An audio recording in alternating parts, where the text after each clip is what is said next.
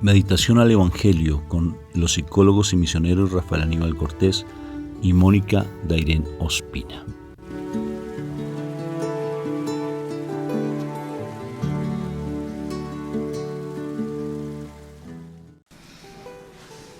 Un saludo fraterno de paz y bien a todos ustedes. Un cordial saludo desde el Quindío, Colombia. Quindío es el departamento de nuestra ciudad Circasia, aquí en el Quindío, que es una región muy bonita, cafetera, donde se cultiva mucho el café.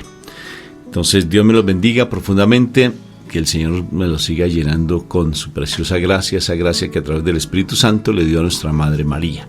Que hoy sea un día espectacularmente bendecido en Cristo Jesús. Amén. Amén, ¿sí o no? Amén. Y ese amén significa así es.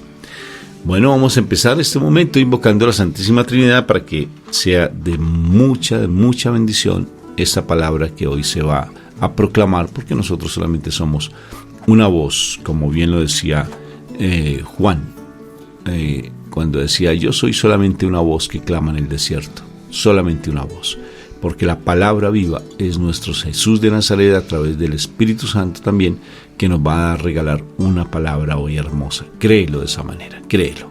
Por eso cuando vamos a invocar la Santísima Trinidad, prepara todo lo que tú eres para empezar a recibir de esa palabra viva.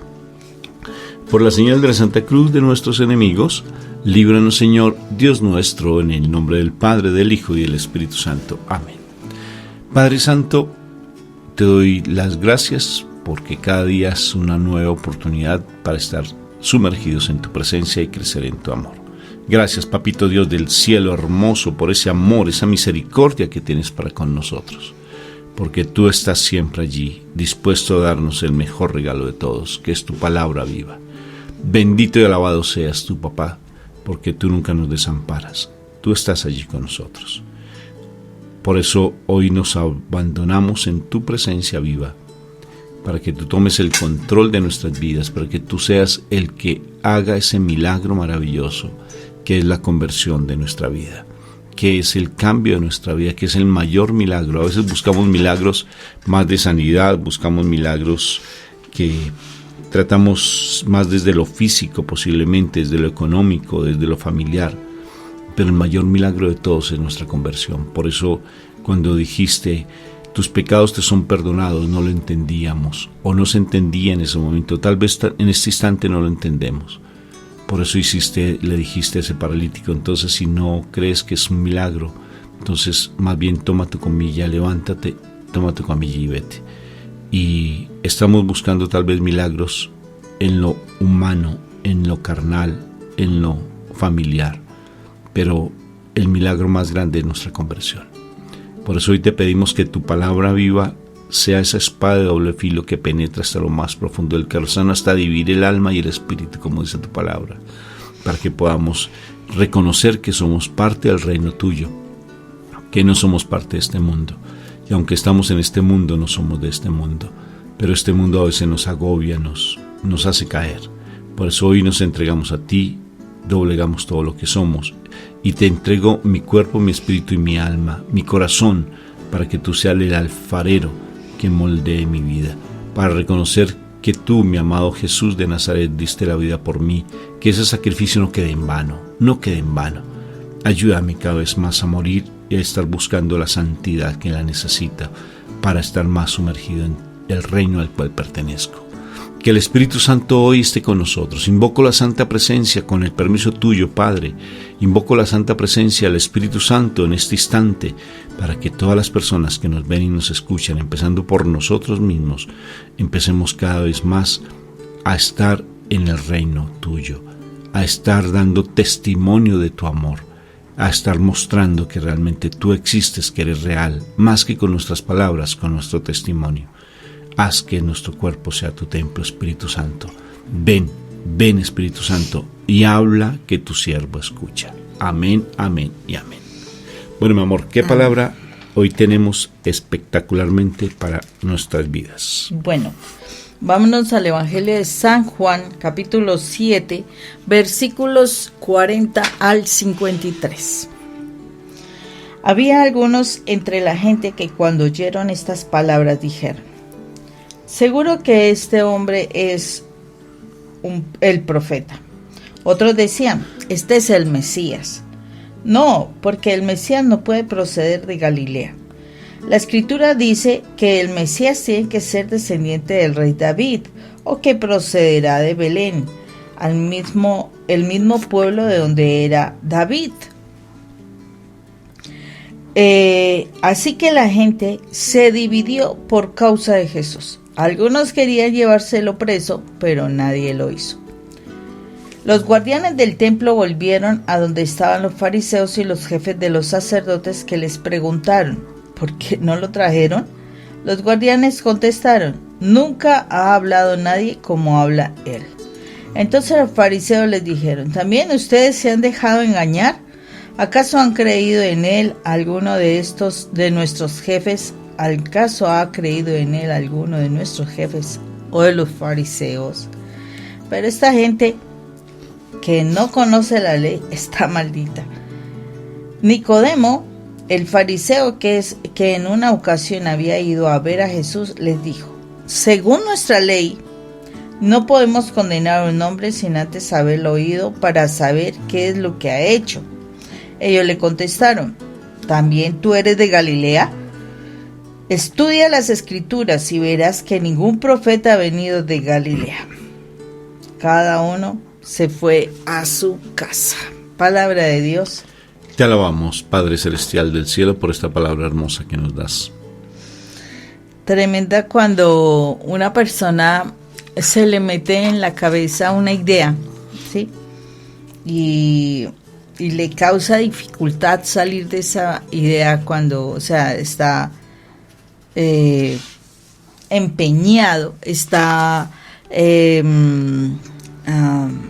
sí, o sea, solamente quiere creer y hacer valer y hacer sustentar la idea que tiene en su cabeza. Es tremendo eso porque, como se dice, nadie lo va a mover de ese nivel, de ese pensamiento. Como hay un cómico aquí en Colombia, un humorista, perdón, que dice: no hay poder humano, no hay poder humano que lo cambie. Y así es, no había poder humano para que estas personas pensaran algo diferente de nuestro Señor Jesucristo. Pero también todo va dentro del poder, del plan del Señor. O sea, todo lo que pasa para bien a los que aman al Señor. Y era necesario de pronto que esto se diera, sí, porque uno dice: oh no, tremendo, ¿cómo así? Bueno, empieza uno a decir, a hablar y de todo, a murmurar. Y la verdad, Dios todo lo utiliza para bien. ¿Por qué razón? Porque si no hubiese sido así, solamente sería el pueblo de Dios el que se pudiera salvar, porque no hubiera podido haber la posibilidad de que todos los demás países, sí, que no eran el pueblo escogido de Dios, tuvieran la posibilidad de ser salvos. Y o sea, no, los gentiles, los que se llamarían gentiles, no pudiéramos ser salvos. Pero para Dios todo, o sea, tiene un plan, todo tiene un sentido, todo tiene una razón de ser. Y esa razón de ser dio la posibilidad para que nosotros en este momento podamos estar hablando de nuestro Señor y conocerlo como nuestro Señor, y conocer a Dios Padre como nuestro papá, y poderle decir: Abba Padre, tener la posibilidad de la salvación. O sea, uno piensa, ¿no? Oh, terrible lo que estos judíos hacían, etcétera. Pero nosotros que somos del pueblo de los gentiles debemos decir es gracias a los judíos que no creyeron, Gracias porque nos dieron a nosotros la posibilidad, o sea, allí mismo sale y surge la situación de no hablar mal del pueblo judío, porque si no hubiese sido así no tendríamos cabida en el reino de Dios. Entonces, gracias a esta postura, pues sí, dolorosa, triste, porque pues era su Dios, ¿no? Era su rey, no lo aceptaron. Pero gracias a esa situación nos han dado a nosotros esa posibilidad de ser salvos. Entonces, importantísimo estas situaciones que se daban. Aunque ellos, sí, su intención era, o sea, como atrapar, arrestar a nuestro Señor Jesucristo. Y miren cómo desde ahí también todo el plan del Señor se va haciendo, porque pues la intencionalidad era que nuestro Señor entregara su vida por el pecado de la humanidad, y es el Señor el que en últimas, Dios Padre, que en últimas permite que las cosas se vayan dando de tal manera que ellos vayan negando, que ellos siendo autoridades vayan negando la presencia de nuestro Señor Jesús como el Mesías. Y todo eso es necesario para que llegara el momento en que nuestro Señor entregara su vida por nosotros. Tremenda esta situación, tremendo, porque dentro de todos pues habían unos que ya habían creído, como era Nicodemo, había creído en el Señor, o si no, no hubiese sido ese momento para para que Jesús no fuera arrestado en ese momento. Era necesario que de vez en cuando saliera alguien en la supuesta defensa de nuestro Señor Jesús para que no lo arrestaran antes de tiempo. O sea, todo lo que se fue dando fue como el tiempo preciso para que las enseñanzas de nuestro Señor se dieran, para que muchos creyeran, muchos fueran bendecidos, para que, o sea, el plan se concretara fácilmente. Eso sonó como a los Magníficos, ¿no? Bueno, hay que ese plan de Dios se concreta. Mucha película. Antes sí veía esa película mucho. Entonces la situación es que es lo que el Señor se planteaba. Y cómo es de tremendo esto, porque uno a veces piensa que las cosas que le están sucediendo a uno en la vida, que todo lo que ha pasado, pues las situaciones que han sido para uno desierto, que han sido dolorosas, en fin, uno dice, ¿por qué? ¿Por qué Dios? Porque uno no dice para qué, sino ¿por qué Dios me pasa esto? ¿Por qué Dios tal cosa? Y Dios tiene un plan. Dios tiene un plan. Y ese plan se viene realizando en tu vida, si tú no te hayas dado cuenta, si no sepas cómo obra el Señor. El Señor tiene un plan para ti, o sea, ten esperanza, porque algo se está haciendo en tu vida.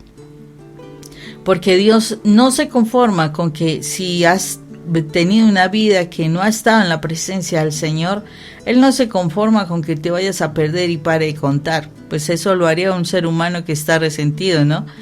No, pues que le pase lo que le pase. No, el Señor va permitiendo cosas que van concretando un plan para que tú seas salvo, para que tu familia sea salvo. Entonces, sí, puede ser que haya sido doloroso y todo, pero aún así hay que agradecer al Señor todo eso que ha sucedido, toda esa vida que has llevado, todas las circunstancias. Pareciera terrible, sí, puede ser que suena muy terrible, pero gracias a esas circunstancias ahora quieres buscar del Señor, ahora quieres escucharlo, ahora quieres aprender. Gracias a esas circunstancias tan dolorosas, en estos momentos tienes hambre o sed de la justicia de Dios. Entonces es importantísimo, o sea, todas las cosas que pasan, así uno no las crea, pero son importantes, son parte de una estrategia que el Señor ha tenido para poderte rescatar del enemigo que te ha tenido atrapado, secuestrado por tantos años, y fue la forma como el Señor podía hacer manipular las circunstancias para que tú decidieras estar en la presencia del Señor, querer conocer realmente al Señor y querer vivir realmente a Dios. Y por eso estás aquí en este momento queriendo escuchar este mensaje. Tengo un concepto de dos tipos de personas.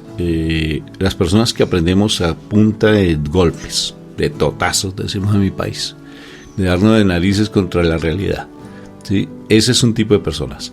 Y el segundo, el que aprende con base en las situaciones que se dan alrededor, que estudia la palabra, y porque la palabra, por decir algo, la palabra te enseña algo, te dice algo y cambias. Pero esas son personas iluminadas, personas maravillosas, espirituales. Quisiera yo ser así. Quisiera ser así, pero hasta que yo no me doy fuerte con la vida, no cambio. O aquellas personas, como dice la palabra, que ven por ejemplo, lo que le pasa a su vecino. Si ve que hay situaciones difíciles en su vecino, si su vecino cambió, aprende de eso para no caer. Sí, son personas previsivas, son personas que están atentas y tienen un objetivo específico de crecer, de salir adelante. Pero la gran mayoría de nosotros, no sé tú, a ver qué piensas de eso, pero solamente hasta que nos damos hasta bien fuerte, hasta que nos sentimos algo bien duro, no cambiamos. Y fíjate que aquí hay algo bien interesante con lo que la palabra nos enseña, y es que cuando uno se vuelve pagano, aunque nosotros vinimos de pueblo pagano, perfectamente el hecho de ya aceptar a nuestro Señor Jesucristo, ya hacemos parte del pueblo escogido de Dios, nación santa, linaje escogido de Dios. Ya hacemos parte, porque lo aceptamos a Él. Vivimos de acuerdo a lo que Él nos enseña, que eso es lo que procuramos hacer. Pero cuando, teniendo ya esa realidad, nos volvemos otra vez paganos, cuando nos entenebrecemos. Perdón, me dice Efesios 4:17. Mira lo que dice. Esto pues es lo que le digo y les encargo en el nombre del Señor, ya que no vivan más como los paganos. O sea, y mira cómo viven los paganos, según lo que dice Pablo. Dice, los cuales viven de acuerdo con sus equivocados criterios y tienen oscurecido el entendimiento. Ellos no gozan de la vida que viene de Dios, porque son ignorantes a causa de la insensibilidad de su corazón. Se han endurecido y se han entregado al vicio, cometiendo sin freno toda clase de impurezas. Impresionante. O sea que, según la palabra, lo que nos dice aquí, fácilmente podemos volver otra vez a comer la comida de cerdos, volver a la naturaleza de la cual nosotros fuimos rescatados, volver a ese paganismo, porque volvemos a lo que es el pecado. Sí, porque aquí está diciendo, y fíjate, me llama la atención, teniendo en cuenta este pasaje bíblico, que los judíos, aquellos fariseos, aquellos saduceos, aquellos doctores de la ley, a pesar de que conocen la palabra, pero se están comportando de acuerdo a lo que más critican, paganos. ¿Por qué? Porque entenebrecieron su entendimiento, se volvieron necios, se volvieron tardos para entender. ¿Por qué? Por el orgullo que hay detrás de eso, por la soberbia, por la prepotencia y la altivez. Entonces tenemos que tener mucha prudencia, porque aquí lo que se está hablando en este pasaje bíblico es de cómo un pueblo que conoce de la palabra, que conoce cuándo Jesús iba a nacer, porque ellos sabían, según las profecías, por ejemplo, de Daniel, dónde iba a nacer y qué fecha exacta iba a nacer. Entonces, ¿por qué un rey que es re pagano, el rey Herodes, cuando vienen los reyes magos, él pregunta a los judíos, a los doctores de la ley, les pregunta cuándo va a ser eso, y le dieron la fecha exacta y el momento donde iban a nacer, en qué lugar iban a nacer, y por eso es que manda matar a tantos niños en Belén. Por tanto, ya sabían que iban a nacer en Belén y la fecha que iban a nacer. Entonces, al saber eso, ¿por qué entenebrecen su mente? Porque están llenos del pecado de Lucifer, que Dios reprende ese maldito demonio que es la soberbia. La soberbia a uno lo oscurece, el orgullo a uno le oscurece el entendimiento, y al uno oscurecerse el entendimiento peca y va otra vez a ese paganismo, porque a pesar de que ellos eran judíos, pero vivían en su comportamiento como paganos. ¿Qué crees? Imagínate, Rafa, esa situación tan tremenda que tú estás comentando aquí, y ¿sabes qué es lo más tremendo? Estos personajes se sentían conocedores de las cosas, conocedores, y estaban hablando y reclamando que el Mesías iba a nacer en Belén, y que iba a ser descendiente del rey David. Y aunque ellos se decían conocedores, miremos el desconocimiento tan grande, porque Jesús nació en Belén. Y además de eso, en su genealogía estaba el rey David, ¿sí? Genealogía, sí. Y entonces, ¿qué es lo que sucede? O sea, ellos se decían conocedores, pero realmente desconocían a Jesús. Ni siquiera como preguntarle, ¿tú dónde naciste? ¿Quiénes son tus ancestros? Simplemente veían a San José y que venía de Nazaret, porque él se levantó en Nazaret. Acordémonos la historia, que ellos se tuvieron que ir a Belén por lo del censo, ¿sí? Porque allá era su genealogía, en Belén, pero pues él fue levantado, criado, formado en Nazaret. Y entonces por eso la situación de que decían que no, pero lo que sucedía era que desconocían realmente a la historia de nuestro Señor. Y esos son los errores que a veces nosotros cometemos. Nos quedamos a veces con primeras apreciaciones, amor. Porque eso es lo que a veces nos pasa en nuestra casa, porque todo esto tiene que tener un objetivo y un sentido familiar. Y a veces nosotros realmente desconocemos las situaciones que están pasando con la otra persona, nuestro cercano, nuestro esposo, nuestros hijos.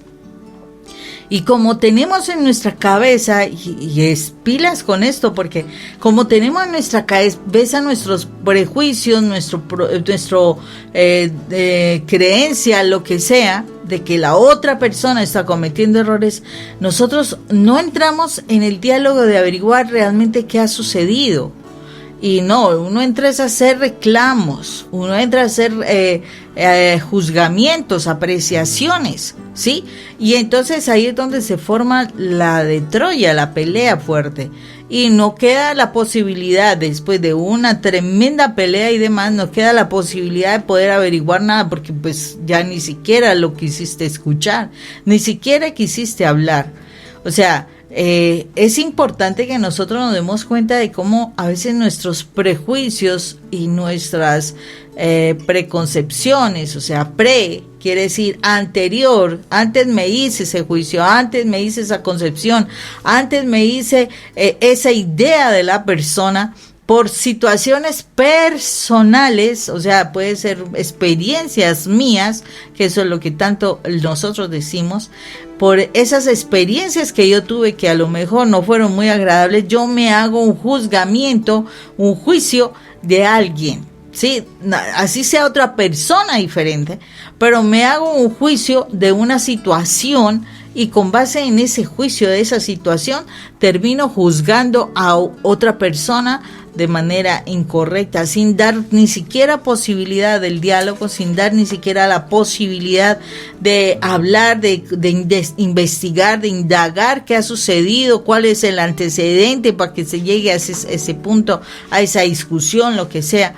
No me doy la posibilidad del diálogo para solucionar, no, sino que ya emito un juicio por causa de mis experiencias. Y así es como empieza la situación. O sea, si es posible que una persona haya fallado, por ejemplo, en la relación de la pareja, haya fallado, y entonces como si yo tengo unas experiencias anteriores donde me sentí engañada, traicionada, pues yo, si no sano eso, no tengo posibilidad de hablar con la persona y mirar qué fue lo que sucedió. A veces simplemente entramos de una vez al juicio, y pues ahí empieza todo el problema que se da. Necesitamos indagar, porque aquí estos personajes ni siquiera indagaron que realmente Jesús venía de Belén y que en su genealogía estaba el rey David, no indagaron nada de eso, simplemente juzgaban porque se les habían metido en su cabeza que él era de Nazaret, que él se llamaba el Mesías y bueno, muchas otras cosas más que ni siquiera daba posibilidad a que le escucharan en sus mensajes. ¿Quieres ser pagano? Sencillo, métete en el pecado. Sí, solamente peca. Ahí está diciendo la palabra. ¿Quieres ser pagano? Comete pecado. Y tarde que temprano se te devolverá, y qué golpe tan fuerte vas a recibir. Porque no hay nada oculto entre el cielo y la tierra. Nada oculto, mi hermano. Ay de mí, que estoy predicando y compartiendo. Señor, que sea realmente de coherencia y que mi comportamiento refleje que esa palabra que se está promulgando también se haga vida primero en mí, que la estoy promulgando, que la estoy diciendo. Porque de lo contrario vamos a caer en un estado de descrédito tan grande, pero tan grande. ¿Por qué? Porque nos volvimos paganos. Entonces, ¿ya conoces de la palabra? ¿Conoces de la verdad? Pues mantente firme. Que a veces hablábamos, por ejemplo, en estos días, Moni, sobre los pecados veniales. Pecados veniales son cosas pequeñitas que a veces uno comete y como que nadie se va a dar cuenta de eso, y que yo sigo en eso y necesariamente pues eso se va incrementando. Tenemos un video incluso que se llama Las pequeñas zorras que se comen el viñedo en flor. Míralo, las pequeñas zorras que se comen el viñedo en flor. Son esos pequeños delicias, esos pequeños pecadillos, ¿sí? Es que eso no pasa nada, es una mentira piadosa, ¿sí? Y las mentirillas se van acumulando y después te hacen que fácilmente pierdas, ¿qué? La salvación. Porque aquí estamos pensando en la salvación. Entonces fácilmente un pecado te lleva a otro. Tienes un pecado oculto, haces algo en lo oculto, eso tarde que temprano se va a ver reflejado en otra situación. En otra situación.